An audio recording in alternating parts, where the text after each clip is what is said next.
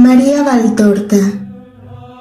Lecciones sobre la Epístola de San Pablo a los Romanos.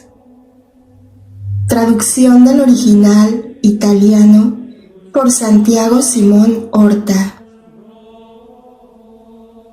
Título original de la obra en italiano: Scritti di Maria Valtorta. Lezioni sull'Epistola di Paolo ai Romani.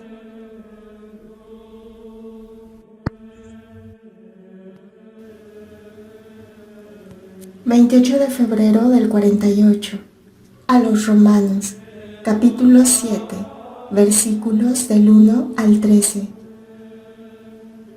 Dice el autor divinísimo: es verdad firme que los primeros padres, además de la gracia santificante y de la inocencia, recibieron otros dones de su Creador al tiempo de su creación, y eran estos: la integridad, esto es, la perfecta subordinación del sentido a la razón, la ciencia proporcionada a su estado, la inmortalidad y la inmunidad de todo dolor y miseria. Sobre la inmunidad y pérdida de esta inmunidad ya te hablé ayer. Hoy hago fijar la atención de tu mente en el don de la ciencia proporcionada a su estado. Una ciencia vasta, verdadera, capaz de ilustrar al hombre en todas las cosas necesarias a su ser de rey, de todas las demás criaturas naturales y de criatura creada a imagen y semejanza de Dios por su alma, que es espiritual, libre, inmortal, racional, capaz de conocer a Dios y por tanto de amarle, destinada a gozarlo eternamente. Tal es el alma dotada con los dones gratuitos de Dios, de los que el primero de todos es la gracia, que eleva al hombre al orden sobrenatural de Hijo de Dios, heredero del reino de los cielos.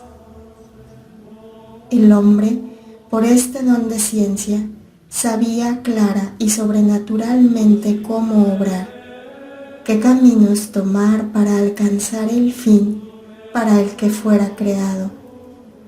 Amaba a Dios con toda su capacidad, es decir, con una ciencia perfecta, adecuada a su grado de hombre lleno de gracia y de inocencia.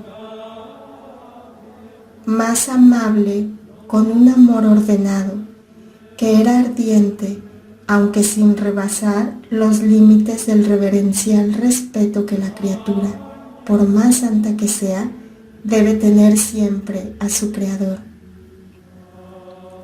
Este amor intenso, pero en su intensidad no desborda los diques de la reverencia que la criatura debe a su Creador. Flor de perfección preferida por Dios, nunca se ha dado sino en Jesús y en María, porque el Hijo del Hombre y la Inmaculada fueron el nuevo Adán y la nueva Eva, reparadores de la ofensa de los primeros y consoladores del Padre Dios, usando con perfección de todos los dones recibidos de Dios sin jamás prevaricar por soberbia de ser los predilectos de todas las criaturas. Este don de ciencia, del modo que regula el amor de la criatura con su Creador, regula también el de la criatura con la criatura, con la esposa, su semejante, en primer lugar teniendo para ella un amor sin desorden de lujuria, ese amor ardiente de los inocentes con el que solo los lujuriosos y corrompidos se creen incapaces de amar. Oh ceguera causada por los fermentos de la corrupción, los inocentes, los castos. Estos son los que deben amar y amar de verdad. Amar los 3 órdenes que hay en el hombre y con los 3 órdenes que hay en él, pero comenzando del más alto y dando al más bajo, el natural. Esa ternura virginal que se refleja en el más ardiente amor materno y en el más ardiente amor filial. Esto es, en esos 2 únicos amores, desprovistos de atracción sensual, amor del alma, amor de criatura a hijo hacia el vivo tabernáculo que le llevó, amor de criatura madre hacia el testimonio vivo de su cualidad de procreadora. Gloria de la mujer que, por las penas y el sacrificio de la maternidad, se eleva de mujer a cooperadora de Dios, obteniendo un nombre con el concurso de Dios. Génesis capítulo 4, versículo 1. Regulaba el amor del hombre para con las demás criaturas a las que se unía por razón de utilidad o de efecto. En todas las cosas creadas veía el poder amoroso de Dios que habíalas creado para el hombre, y veíalas al igual que Dios, muy buenas. Génesis capítulo 1, versículo 31. Debiera haber regulado también el amor del hombre hacia la criatura, nacidas de su amor santo con Eva. Mas Adán y Eva no llegaron a este amor, porque, aún antes de que el hueso de los huesos de Adán y la carne de su carne, por la que el hombre dejara a su padre y a su madre, y se uniera a su mujer, y serán los 2 una sola carne, les floreciese un hijo del modo como de una planta besada por el sol, y no por otro alguno. Nacen flores y frutos. El desorden había corrompido con su veneno el amor santo de los progenitores, que quisieron conocer más de cuanto érales justo y suficiente que conociesen. Por lo que dijo la justicia: tengamos cuenta, no vaya el hombre ahora a extender la mano y coja también del árbol de la vida. Coma de él y viva eternamente. Esta frase deja perplejos a muchos y a otros muchos sírveles para presentar el buenísimo y generoso como un avaro cruel. Sírveles también para negar una de las verdades religiosas, la correspondiente a uno de los dones de Dios a los primeros padres, esto es la inmortalidad. El don, para que sea don, ha de ser dado. Dios había dado inmortalidad al igual de los otros dones, entre los que estaba el de la única ciencia proporcionada a la condición del hombre. No toda la ciencia, puesto que solo Dios es sapientísimo, e igualmente había dado inmortalidad, mas no eternidad, puesto que solo Dios es eterno. El hombre había de nacer, ser procreado por el hombre creado por Dios, y ya no morir, sino pasar del paraíso terrenal al celestial, y gozar allí del perfecto conocimiento de Dios. Mas el hombre abusó. Prefirió no haber recibido don alguno gratuito. Quiso toda la ciencia sin reflexionar que hasta de las cosas buenas se ha de usar con medida proporcionada a la propia capacidad, y que únicamente el inmenso y perfectísimo puede conocer todo sin peligro, puesto que su infinita perfección puede conocer todo el mal sin recibir de él turbación alguna corrupta. Dios sufre por el mal que ve, mas el sufrimiento es por lo que Él mismo produce en vosotros, no por Él, ya que se encuentra muy por encima de cuanto pueda el mal intentar, y ni aun el obstinado y astuto poder que tiene por nombre Satán puede causar menoscabo a su perfección. Es en vosotros como Satán ofende a Dios. Mas si vosotros os mantuvierais fuertes, no habría manera de que Satán ofendiese a Dios por vuestro medio. Si pensaseis en esto, vosotros que amáis a Dios más o menos intensamente, no pecaríais jamás, porque ninguno de cuantos os gloriáis del nombre de cristianos católicos querríais sentiros cómplices de Satanás en ofender a Dios. Y sin embargo, lo hacéis.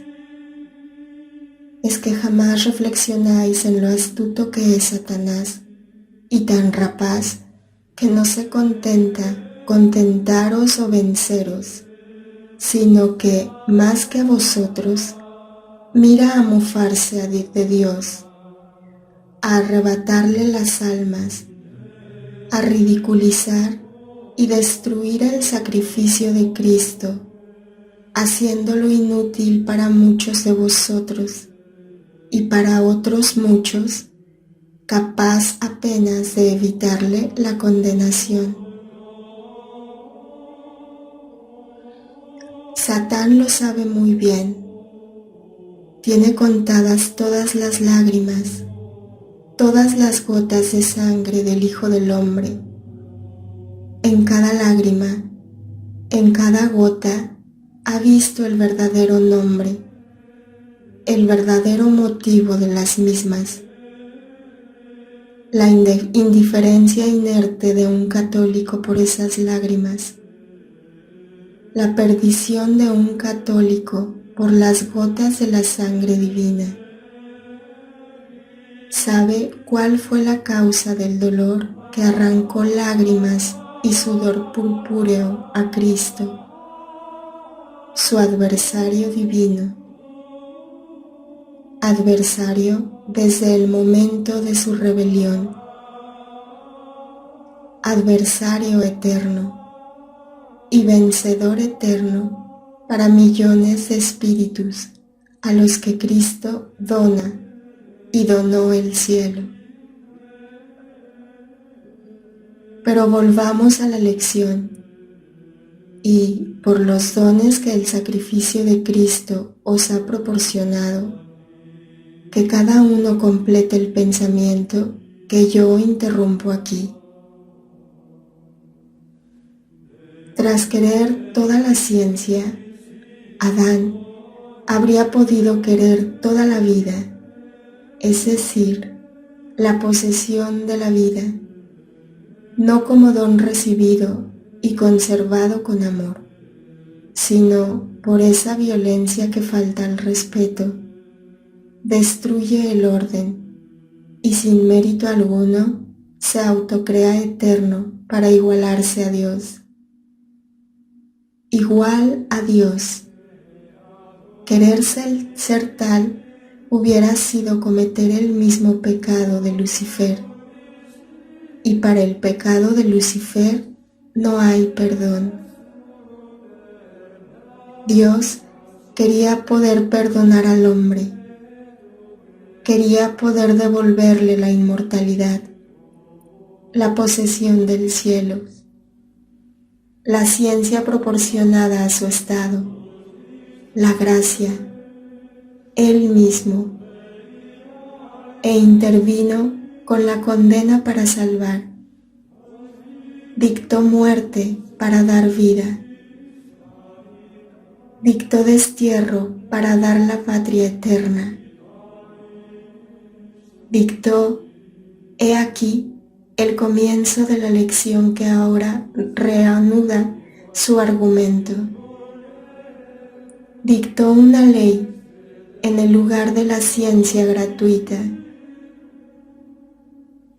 que perdiera el hombre con la muerte de la gracia en su corazón. La ley es fruto de las consecuencias del pecado. El pecado hizo al hombre torpe en su inteligencia para discernir el bien y el mal, y en su integridad. Al igual que un humo había ofuscado la verdad conocida, y como un estruendo había apagado el sonido de las palabras divinas oídas al frescor de la tarde en el hermoso Edén. Decaído de su condición de hijo adoptivo de Dios hasta el grado de animal racional, el hombre apreciaba por instinto que el matar debía ser un mal y que el corromperse con liviandades obscenas debía serlo igualmente, mas no sabía distinguir hasta qué punto era malo matar y qué lujurias eran las más abyectas para Dios.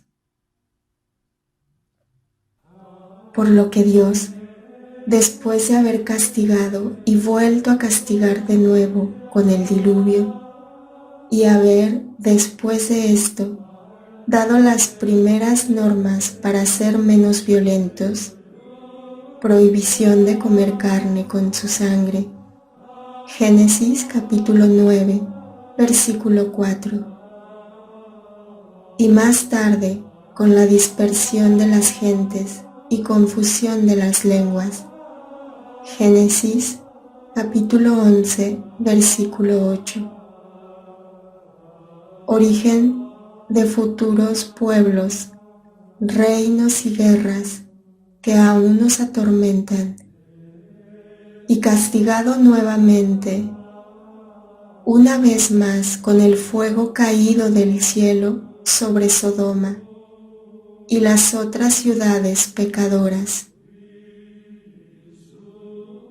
Después de haber dado al justo Abraham una más clara ley de sujeción al Señor.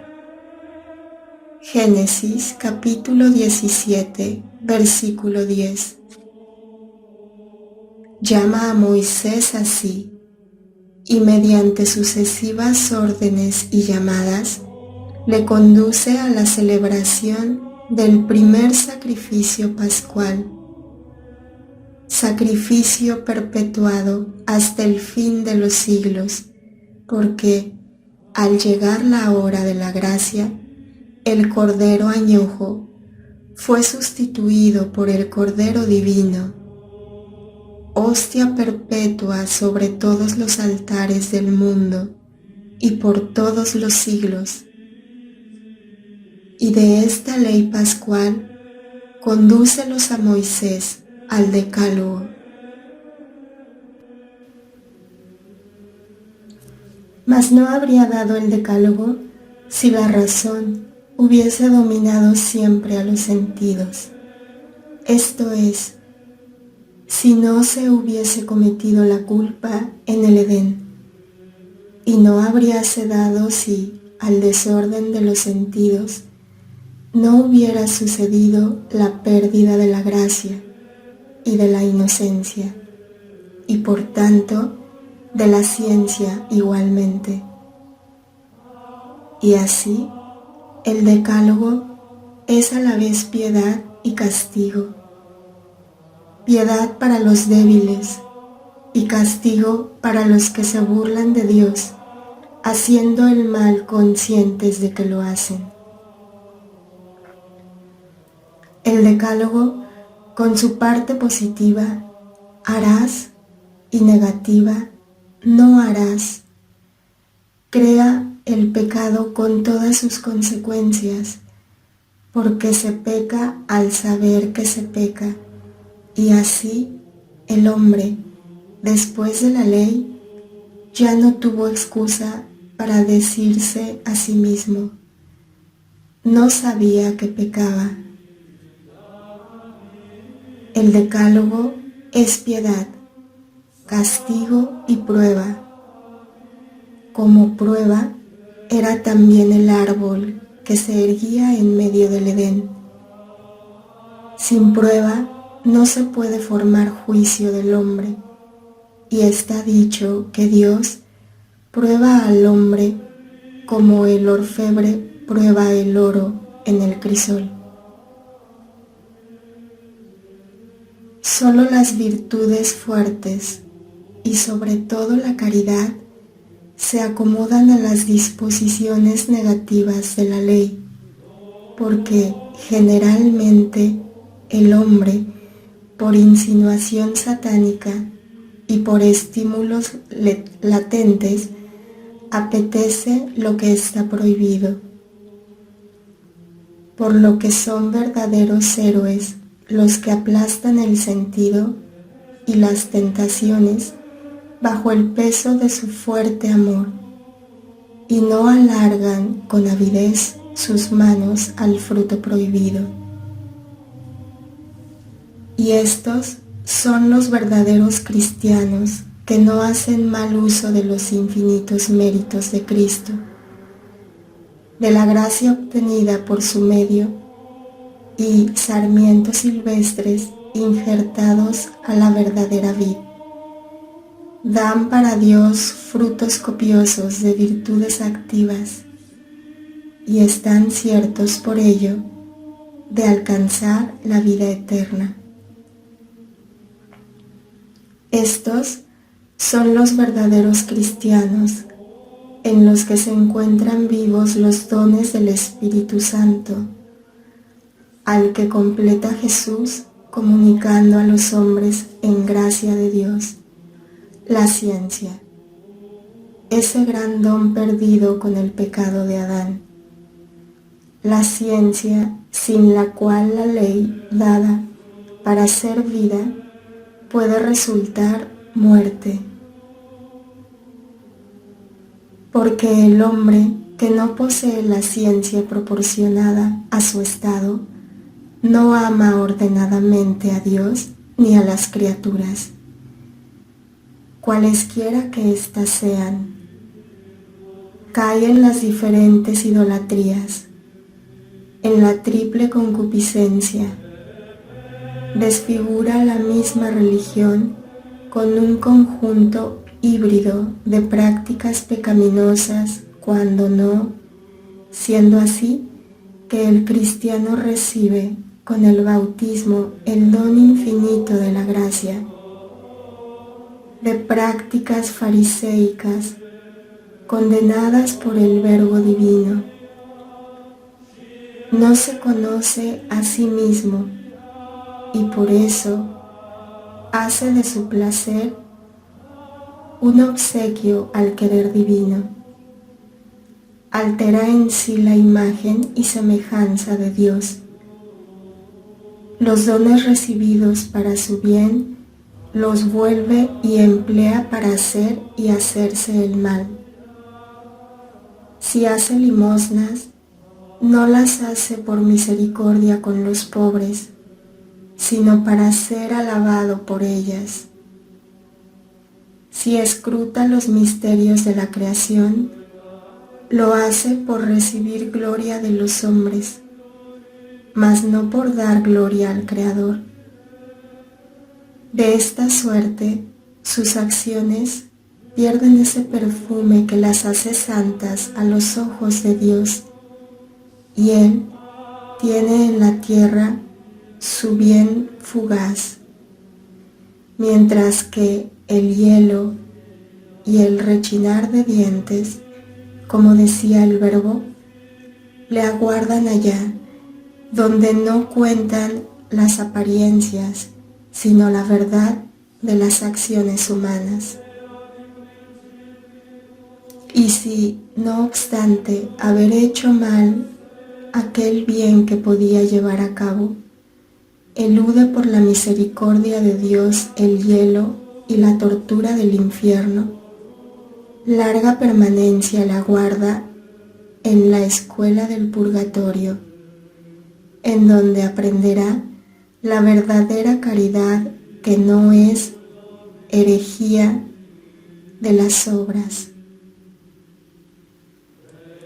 El azote de vuestros días, pues son muchos los que se afanan en servir a Cristo con un bullir de prácticas y actos exteriores, tan solo que dejan a los buenos como estaban, o escandalizados tal vez, y no sirven para mejorar a los malos ni convertirlos. La verdadera caridad es, por tanto, el ejemplo de una vida profunda y conscientemente cristiana en todo. La verdadera caridad es aquella que Jesús quería de Marta, afanada con exceso en tributar honores externos al Hijo de Dios. El vivir de este siglo no admite la contemplación del modo que muchos la entienden, mas Dios no bendice la sola acción. Él quiere que se complementen la vida activa y la contemplativa, y que las obras no se reduzcan a simple fragor, agitación y aún a discusión con los enemigos, que no sean herejía sino religión, esto es, trabajo equivalente a plegaria por el continuo ofrecimiento de los propios actos a Dios, realizados todos únicamente a su gloria, y así la plegaria sea trabajo continuo sobre sí mismo, tallándose cada vez más conforme al modelo Jesucristo y modelando a los demás con el ejemplo. En vano se afanan los hombres si Dios no bendice sus actos. Y, ¿cómo queréis que Dios esté con vosotros, bendiciéndoos, y triunféis en vuestras empresas, si en ellas no actúa el don de ciencia, por el que el hombre se conduce en todos sus actos, guiados por un fin santo, y no por la propia gloria?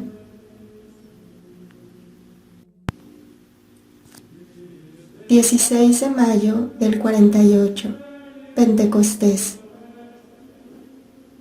Dice el dulce huésped: desde el 7 de marzo quiere el Espíritu Santo que le llame así.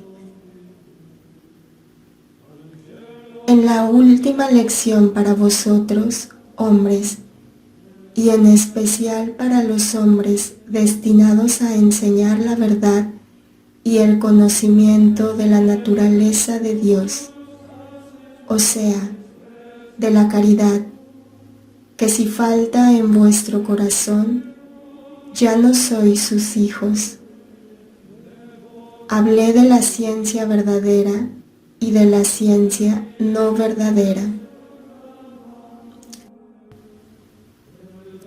Incompletamente verdadera, al moverse por zonas de saber humano.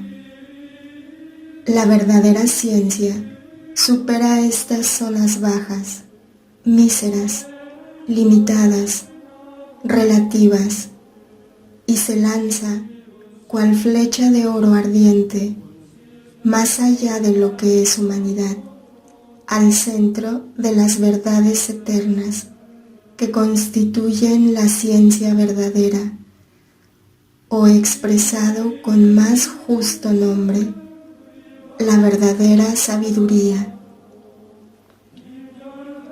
La verdadera sabiduría se encuentra en ese centro luminoso y ardiente que es la caridad. No es con el mucho saber, obras humanas, y sobre todo no es con el mucho discutir, manteniendo por escrito largas, pedantes disputas teológicas como se adquiere la verdadera sabiduría, es decir, el verdadero conocimiento de lo que es Dios, de lo que quiere Dios, de lo que se debe hacer para poseer eternamente a Dios. Es con el mucho amar. El que ama con perfección, entendida esta dentro de los límites de la humana relatividad, ya que amáis perfectamente si lo hacéis con todas vuestras fuerzas. Infunde la perfección no solo en su espíritu, sino también en su mente.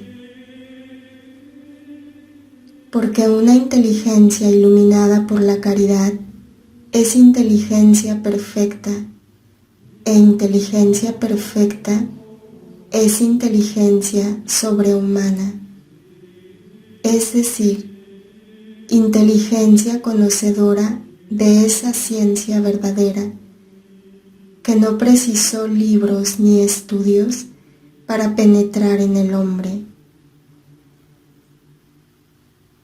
De aquella ciencia verdadera que Adán y Eva poseyeron, infusa y proporcionada a su estado en el alborear dichoso, puro y perfecto de los primeros días de la humanidad. Aquella ciencia verdadera que Dios infundió directamente en la criatura, hecha a su imagen y semejanza. Y una prueba de esta divina imagen y semejanza es este conocimiento de la verdad eterna, que Dios posee sin límites y que debería poseer el hombre en la medida a él proporcionada, para que le guiase en todas sus obras y relaciones hechas por amor a Dios, al prójimo y a las criaturas inferiores. Yo, que soy caridad y sabiduría, dígoos a vosotros, con menos ciencia y más amor poseeréis la sabiduría. Querer explicar con ciencia humana el misterio de Dios y los maravillosos procesos de la creación, de la evolución, de la transformación de las cosas creadas, es locura que degenera más tarde en herejía. No se puede explicar el origen de lo finito, sino contemplando con amor, es decir, con fe, ya que la fe nunca está separada del amor, al infinito. La fe ilumina la ciencia, ayudándole a comprender.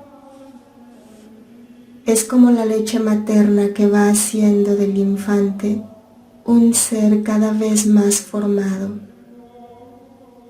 Ahora bien, como un recién nacido no podría sostener y nutrir a su madre, como tampoco a un adulto, así tampoco puede la ciencia nutrir y ayudar a la fe,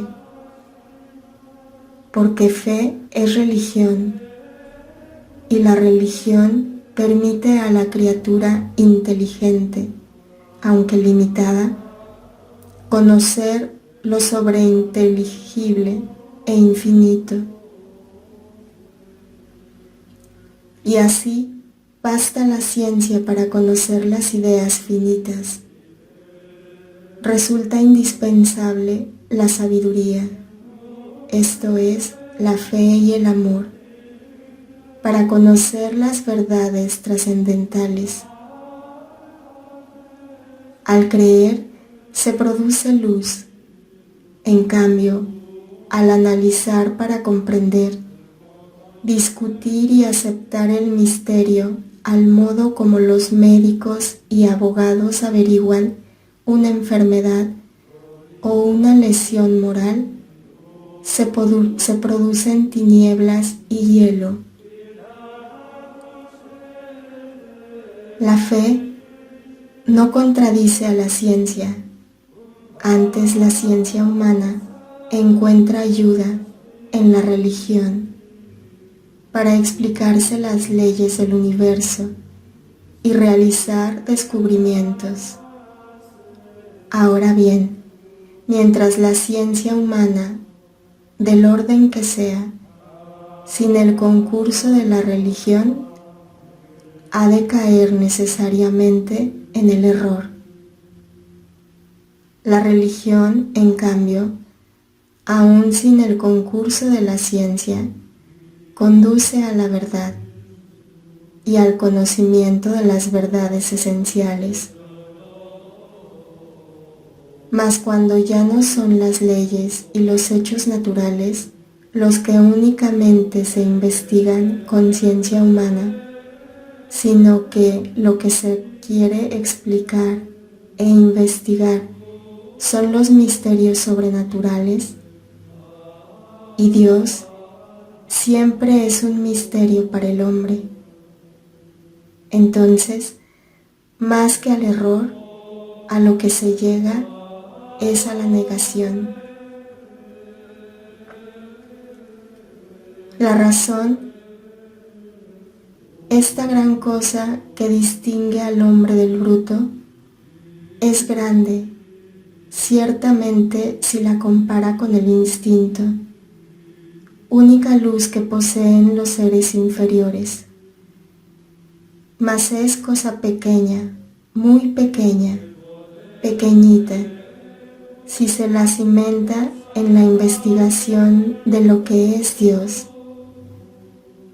Y la razón, si es humilde, cae en obsequio ante Dios, incomprensible e infinito, gritando: creo, creo para comprender. Y la fe en tu revelación es luz para mí y aliento para vivir. Vivir de ti, en ti, contigo, para llegar a ti y conocerte cual le será dado conocerte a los justos que vivan en el reino del cielo.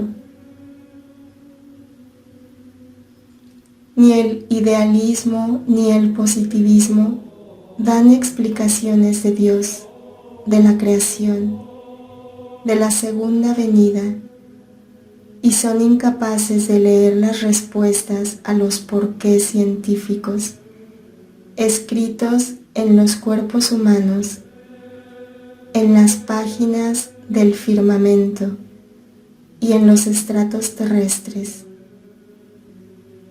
y no explican a Dios, la creación, la segunda vida, como tampoco la soberbia de la mente, que por si quiere entender lo que rebasa la humana razón y la ignorancia o semi-ignorancia, que cree saber y poder juzgar de lo que, sin mi luz, no pueden juzgar ni saber con un criterio justo, ni aun los que son tenidos por doctos en religión. Mas todo lo explica la caridad, porque ésta une a Dios y pone a Dios en vosotros como huésped y maestro.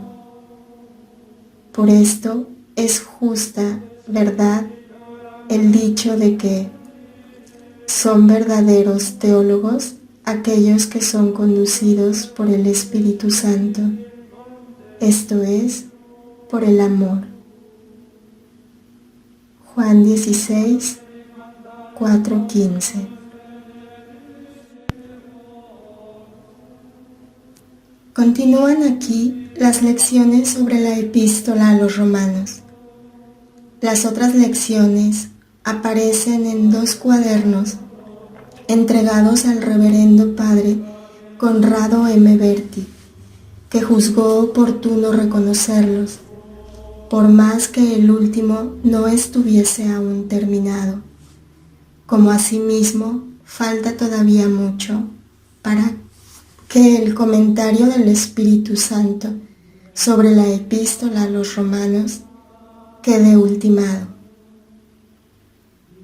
Mas por la atención y reconocimiento, sobre todo reconocimiento, que debo al Padre Conrado, por el comportamiento que siempre ha tenido, lleno de caridad, de paciencia y de obediencia para conmigo, pobre criatura, y para los deseos del Señor, he accedido a entregar todo cuanto tenía.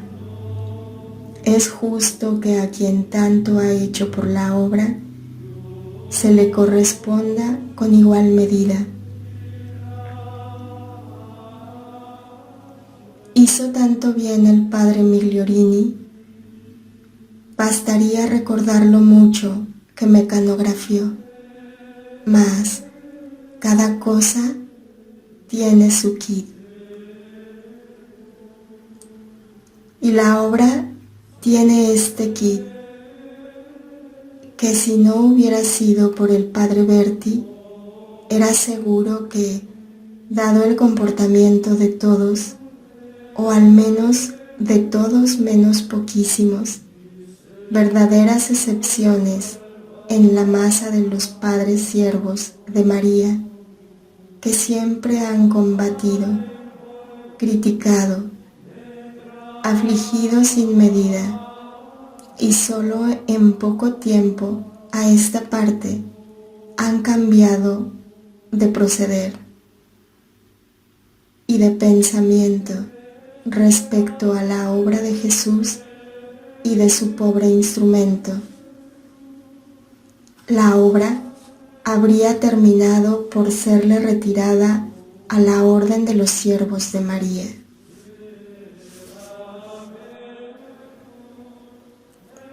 Mas la dulzura, la sinceridad y la honradez acaban por desarmar.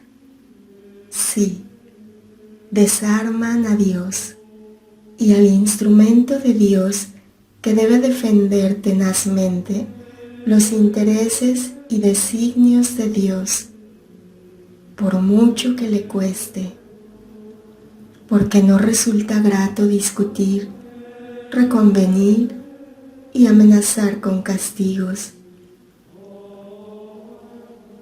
No sé cuánto me queda de permanencia en la tierra, ni si se me dará poder ver editada la obra, pero lo que sí tengo que hacer constar es que si la obra ha de proporcionar luz y bien a las almas, ilustre a la orden de los siervos de María, tanto las almas como los siervos de María deben estar agradecidos al padre Berti y al padre Migliorini, que, de modo diverso, mas con un mismo tesón, trabajaron para que se cumpliera la voluntad divina y recibieran las almas el don de Dios. Y asimismo, pláceme recordar, tras esos 2 primeros operarios constantes de Dios, a unos pocos más que cooperaron con caridad a consolar al instrumento, y a prestar ayuda a los dos principales artífices del triunfo de la voluntad de Dios y de su palabra, el reverendo Padre Gargiani, Padre Sostengo Benedetti, Padre Tosi y el Padre Mariano de Santis.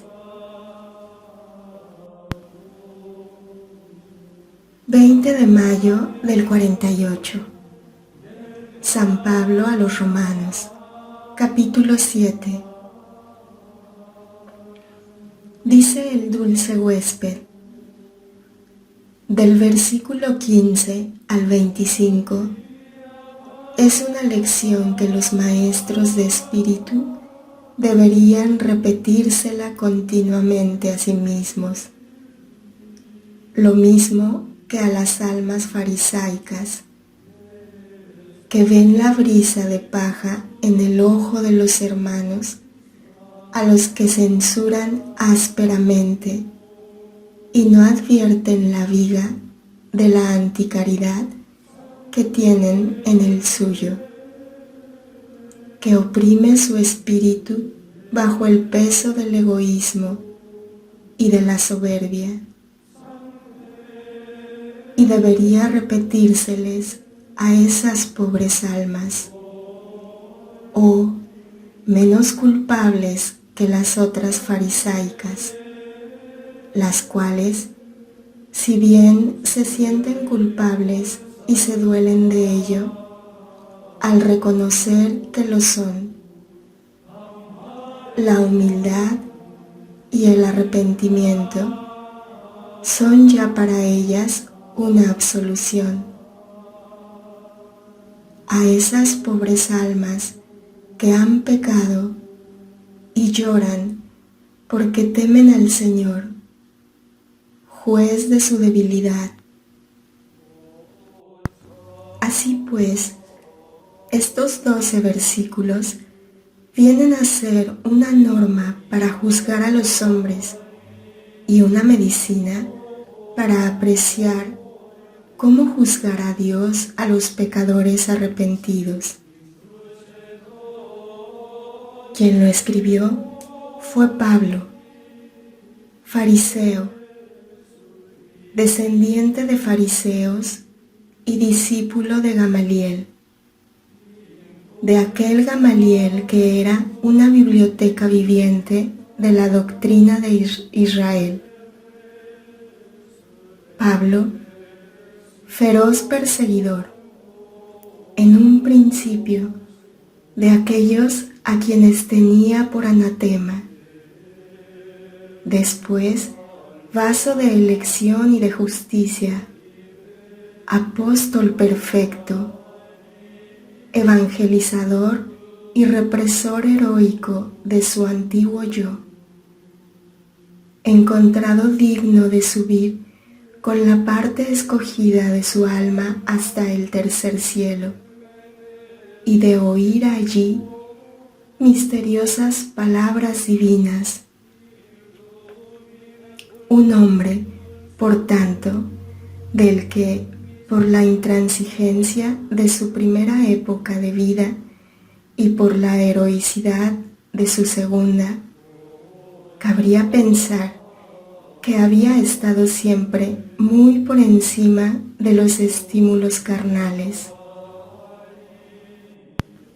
Sin embargo, si lo hubiera estado, no habría podido ser el apóstol de los gentiles, es decir, de aquellos a los que la licencia consentida del paganismo, salvo raras excepciones de espíritus naturalmente virtuosos, hacíales más brutos que las criaturas, dotadas de razón y de conciencia.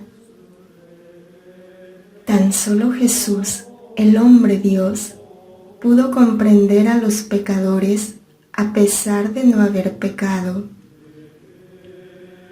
Para cualquier otro maestro constituye un doloroso bien el haber cedido, más o menos al demonio, al mundo y a la carne, porque experimentando el poder de las tentaciones y la propia debilidad, es como se adquiere la sabiduría para ser maestro y médico con los discípulos y hermanos pecadores. Quiero que os fijéis en la norma observada por el Divino Maestro para elegirse el colegio apostólico y los 72. En el primero, tan solo Juan era virgen. En los segundos, menos unos pocos que aún eran casi niños cuando llegaron a ser discípulos.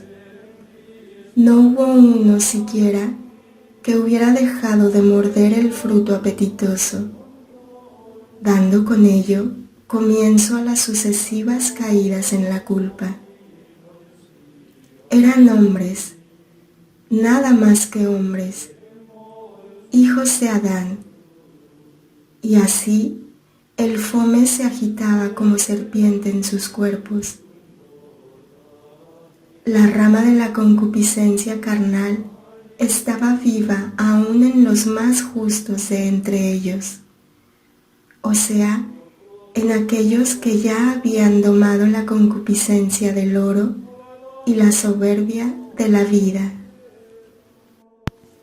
Mas no había quien estuviese sin imperfecciones, ni aun el mismo Juan, el serafín de los discípulos del Maestro, propenso a la ira, como su hermano, mereció ser llamado Hijo del Trueno por aquel que tanto le amaba. El apóstol de la caridad, perfecto en el amor a su Maestro, llegó a ser apóstol de la caridad, contemplando la mansedumbre, la caridad, la misericordia del mártir divino del alba al ocaso del viernes pascual, y despojóse para siempre del hábito de la ira ante la desnudez santísima del Rey de los Reyes, que se despojó hasta de su inmortalidad divina para conocer la muerte y salvar al hombre. Jesús, Dios, recorriendo la tierra, de haber querido, podíalo haber hecho.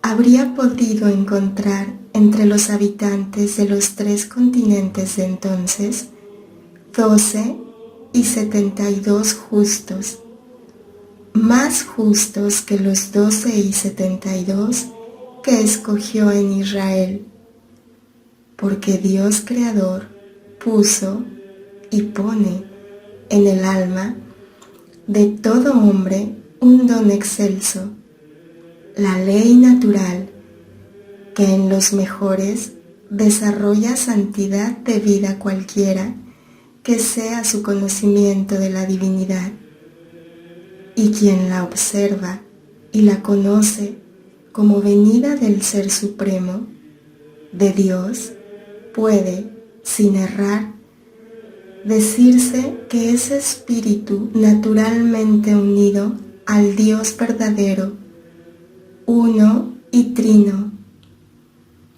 el Rey universal.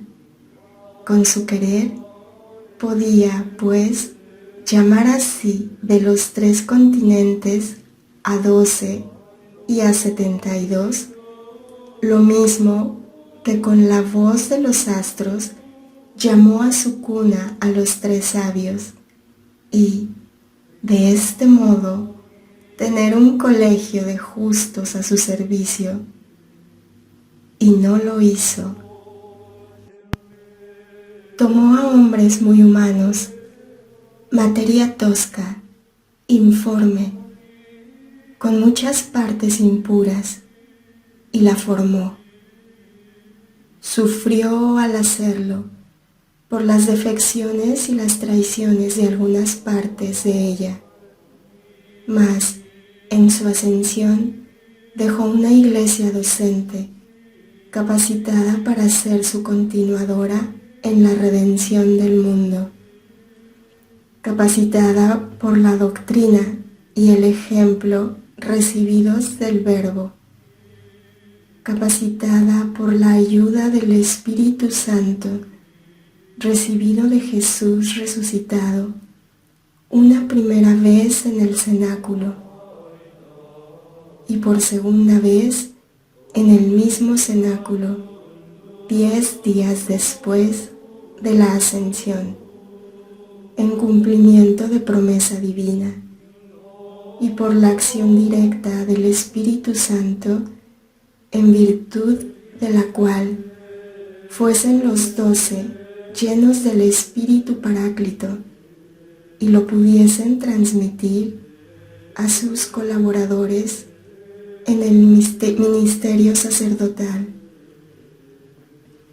y capacitada, en fin, para que, instruida en sus diversos miembros con la propia experiencia de sus debilidades, de sus combates de hombres para formarse en la justicia y de sus recaídas, no fuese incapaz de ser maestra, antes, al contrario, supiese comprender, compadecer, sostener y guiar a cuantos venían al cristianismo débiles, todos ellos por ser hombres, y debilísimos en su espíritu por ser paganos, ya que el paganismo era doctrina materialista y de placeres desenfrenados.